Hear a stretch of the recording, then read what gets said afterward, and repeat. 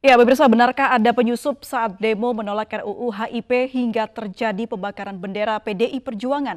Dan apa unjuk rasa PDI Perjuangan akan terus berlanjut? Sudah hadir di studio bersama saya juru bicara Persaudaraan Alumni 212 Haikal Hasan dan Ketua PP Baitul Muslimin Indonesia Fauzan Amar. Assalamualaikum Bapak-bapak. Waalaikumsalam. Baik, saya ingin ke Pak Fauzan terlebih dahulu sekaligus politisi PDIP, Pak.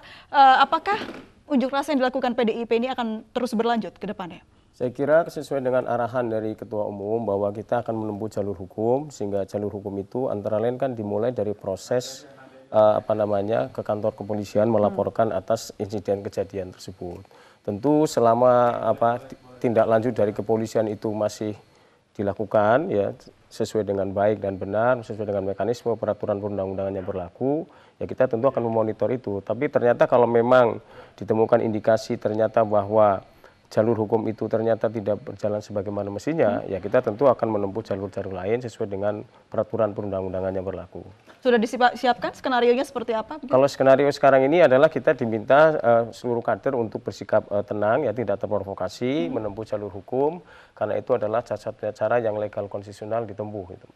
Baik. Kalau kita melihat lagi dari masalah yang ada, Bang Haikal, ya. Apakah memang ada penyusup betul di Sebelum demo saya itu? jawab, boleh saya nanya dulu sebentar? Ya. Silakan. Tadi Pak Fauzan Amar mengatakan kalau tidak ada penyelesaian dari polisi akan ditempuh jalur lain. Boleh saya tahu nggak jalur lainnya apaan itu? Ya tentu saja jalur hukum sesuai dengan arahan ya, Ketua tadi Umum. Kalau nggak ada jalur hukum, mentok, polisi mentok, hukum mentok, jalur lain. Ada lagi nggak jalur lain setelah itu? Saya kira banyak pilihan ya di negara kita ini. Misalnya kita bisa melakukan gugatan terhadap laporan yang kita ajukan, ya sesuai biar dengan jelas. aturan yang ada. Gitu. Berarti juga masuk jalur hukum. Berarti juga masuk hukum betul, begitu. Ya. Saya kira ada sesuatu yang menimbulkan kegaduhan baru begitu kan ya. Saya ingin bertanya aja. Untuk meluruskan ya. Untuk meluruskan. Gitu. Karena ini penafsirannya beda-beda. Indonesia yang melihat. Gitu. Berarti sudah lurus ya sekarang. Sudah lurus. Kembali lagi yang tadi saya tanyakan, Bapak. Ya. Apakah betul ada penyusup di demo kemarin? Kita lagi selidikin. Kita lagi selidikin karena pembakaran itu satu tidak ada instruksi apapun, tidak ada arahan apapun, nggak ada sama sekali. Kami jamin seperti itu. Dan kita sangat menghormati. Terus ada yang terjadi di lapangan begini, kita juga ini spontankah? Ini bawa dari mana? Siapa yang bakar? Nah justru kita sama-sama cari aja. Kita setuju itu dibawa ke jalur hukum. Justru kita setuju dan sepakat agar cara-cara seperti ini ke depan tidak ada lagi. Baik. Di hari kejadian, Bang Haikal mengutarakan kalau sedang diselidiki apakah betul ada penyusup. Penyelidikannya seperti apa hingga saat ini? Ya, kita lagi pantau hanya dari televisi. Dari televisi seperti sekarang ya, kita lihat, kita rekam, kita perhatikan ini siapa, kok nggak pakai atribut khusus, nggak pakai seragam yang diminta putih-putih, nggak pakai organisasi yang mengirim. Kan ada 94 organisasi itu.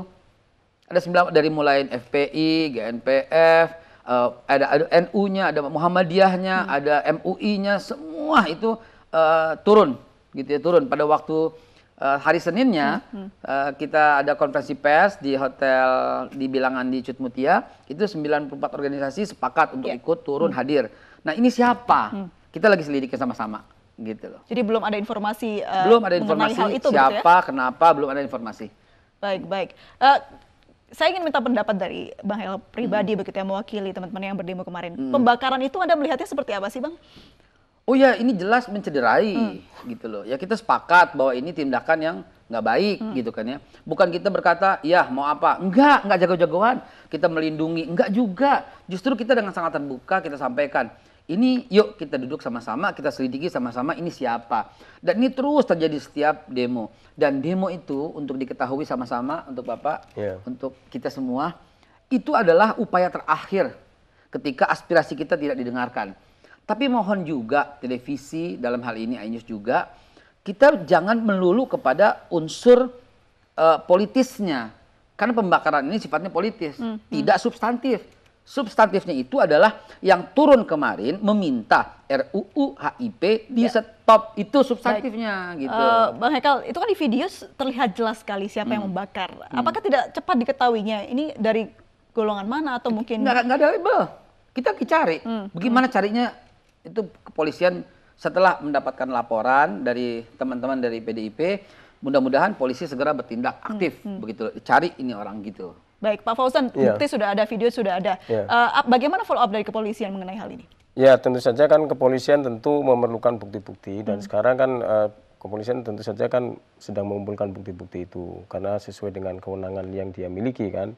Nah, tentu saja kita menunggu bagaimana perkembangannya. Nah, saya kira sambil proses menunggu ini kan sekarang ini DPC-DPC di seluruh Indonesia juga melakukan hal yang sama karena bagaimanapun kita kan tidak bisa membendung ya karena bagaimanapun sebagai sebuah lambang partai, kebanggaan bagi partai, simbol partai ketika kemudian itu dirusak, dibakar, kan ini menimbulkan apa namanya suatu kekecewaan yang luar biasa, satu kemarahan yang luar biasa. Sehingga kemudian sekarang ini pengurus-pengurus DPC di seluruh Indonesia melakukan laporan yang sama ke Polres supaya ditindaklanjuti begitu. Baik, mengenai surat perintah harian yang dikeluarkan oleh Bu Megawati Soekarno Putri, ada arahan apa sampai ke kader paling bawah? Ya, sebagaimana dijelaskan dalam surat arahan itu kan kita diminta untuk tetap tenang ya. Kita diminta untuk tetap melakukan proses hukum, tidak terpancing emosi, apalagi sampai kemudian melakukan tindakan anarkis yang justru bisa merugikan semua pihak gitu. Nah, Baik, namun apa yang dimaksud dari rapatkan barisan di situ, Pak Fauzan? ya, kita sebagai partai memang kan harus solid untuk bisa menang itu, Mbak. Selama ini kan PDI Perjuangan kan terkenal dengan soliditasnya itu. Bahkan di dalam apa namanya salah satu tema dari hari ulang tahun PDI tahun ini adalah tentang bagaimana mewujudkan soliditas itu. Nah, sekarang soliditas itu diuji ketika sedang menghadapi masalah seperti ini. Termasuk kemarin soliditas kita juga diuji ketika awal-awal pandemi, bagaimana seluruh kader partai bergerak bersama membantu saudara-saudara masyarakat yang membutuhkan. Nah, sekarang ketika muncul seperti ini ya sekarang ujiannya adalah bagaimana mewujudkan soliditas itu. Baik, soliditas, solidaritas itu diwujudkan teman-teman di daerah sekarang dengan berdemo begitu Pak Fauzan. Nah, bagaimana PDI mengawasinya agar tidak terjadi hal-hal yang tidak diinginkan? Sebenarnya sih bukan demo, kita mendatangi Kapolres, ke Polres itu untuk melaporkan kejadian apa namanya pembakaran bendera pada saat insiden di Jakarta itu. Nah, kemudian tentu kan kader partai itu ada yang ingin kan sebagai rasa memiliki terhadap partai itu hadir datang ke Polres itu. Itu kan sesuatu yang tidak bisa kita larang. Tentu karena apa namanya undang-undang juga membolehkan bahwa berserikat, berkumpul dan menyatakan pendapat itu dijamin undang-undang, ya kita tidak bisa melarang dan makanya kita memfasilitasi melalui saluran hukum datang ke Polres. Tidak kemudian Seluruh Polres ya Pak ya? Ya, saya kira DPC melakukan itu. Saya melihat juga Pak Cahyokumolo juga menginstruksikan datangi seluruh Polres dan seluruh Polsek. Begitu. Ya. Apa nggak berlebihan ya kejadiannya cuma di Jakarta ya? Dan insiden pembakaran ini memang itu internal PDIP dan silahkan PDIP melakukan apapun sesuai dengan yang disampaikan. Tapi ini bukan kejadian baru pertama. Kita lihat sejarah banyak sekali kejadian-kejadian seperti ini. Cuman kalau boleh saya sarankan, ini terlalu berlebihan dan memicu kemarahan dari pihak yang lain. Ada anggapan berlebihan bagaimana Pak Fauzan? Alangkah arif dan bijaknya kalau umpamanya di mana pembakarannya? Jakarta Pusat, Barat, Timur, Selatan, ya laporkan saja. Tidak harus seluruh Polsek, seluruh Polres. Ini ada juga ntar masyarakat mengatakan ini arogansi PDIP ini memang sangat kelihatan. Jelas itu ada unsur arogansi. Ini boleh dong kritik membangun. Sebenarnya itu bukan soal arogansi ya. Kita sebagai partai, ketua umum kita dihina sebagai simbol partai. Bendera partai kita dibakar, masa diem saja? Oh, dibedakan dulu, ya, dibedakan dulu. Nah, artinya simbol-simbolnya kan jelas. Dimana? Simbol partai itu kan salah satunya kan bendera, lambang partai. Itu dibakar dan semua orang, saya kira mayoritas warga negara Indonesia menyaksikan. Masa kita sebagai kader, sebagai pengurus partai, bendera itu saya bilang partai, itu haknya PDIP. Nah, ketika itu maka agar tidak terjadi seperti yang disampaikan oleh Pak Haikal tadi, ya kita silahkan tempuh jalur hukum sehingga tidak terjadi hal-hal yang tidak diinginkan itu. Ya silahkan. Cuman ya televisi juga boleh saya mengkritik. Yang penting dibicarakan itu adalah bukan sisi unsur politisnya. Ketika kita mengatakan yuk kita cari sama-sama, jadi selesai. Yang harus dibahas itu adalah substantifnya. Kenapa sampai sekarang PDIP ya sebagai inisiator, saya mengatakan inisiator karena itu mengutip pernyataan Ketua MPR ya, Pak Asrul ya, Wakil Ketua MPR Pak Asrul. Nah, itu saya kutip PDIP sebagai inisiator. Terus kenapa ketika semua orang saya ibaratkan semua orang karena diwakili oleh satu, seluruh MUI di seluruh wilayah di 34 provinsi. Seluruh 94 ormas. Ya, dan kemudian juga dari purnawirawan yang mewakili purnawirawan ABRI, polisi, TNI Polri. Ini semua udah menyatakan, hayuklah, hentikanlah, jangan dilanjutkan. Ya fokusnya ke situ dong. Misalnya nih Pak, maaf misalnya. Dengan elegan PDIP berkata, baik kami mendengar aspirasi, kami mendengar Majelis Ulama berkata demikian. Bahkan NU sebagai organisasi terbesar mengatakan demikian, keberatan dengan RUU. Muhammadiyah juga keberatan, MUI juga keberatan. Ini tiga mewakili aspirasi umat Islam sebagai mayoritas. Lah kok masih aja gitu loh.